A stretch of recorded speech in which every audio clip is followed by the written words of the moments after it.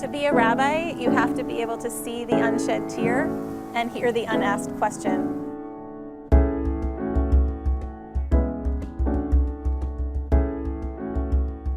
What drew me to Judaism is that thread of story from ancient times to today. All of my stories, all of my sermons really revolve around trying to untangle that knot of time. The writer side of me and the rabbi side of me feed each other. In many ways, my rabbinate is my field work for my writing, and my writing is my soul work for my rabbinate. When I was living in Jerusalem, I studied many Jewish texts, and there's a point at which, when studying Jewish texts as a young woman in the male tradition, you start to wonder, well, what empowers me in this tradition?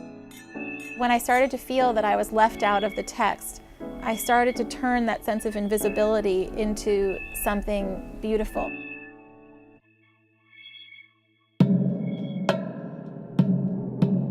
There's something very liberating about invisibility.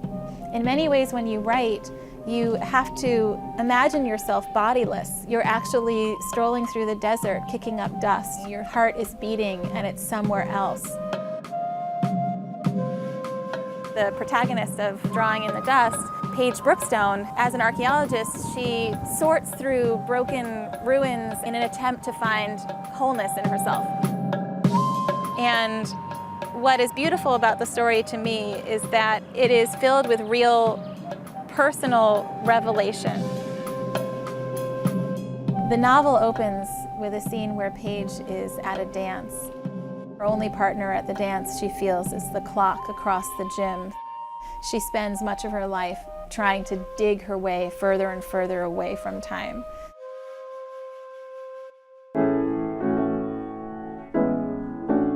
She doesn't feel like she's allowed to go forward. She tunnels through tombs looking for that exit into light and into hope. She agrees to go to an Arab family's home, and they find the remains of Prophet Jeremiah with his arms wrapped around the remains of an unknown woman. And they discover a scroll that is written by this woman.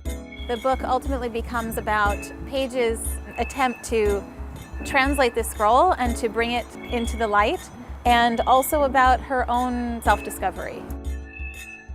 And as a rabbi, I do something similar. I move through the scattered sheaves and sacred moments of people's lives.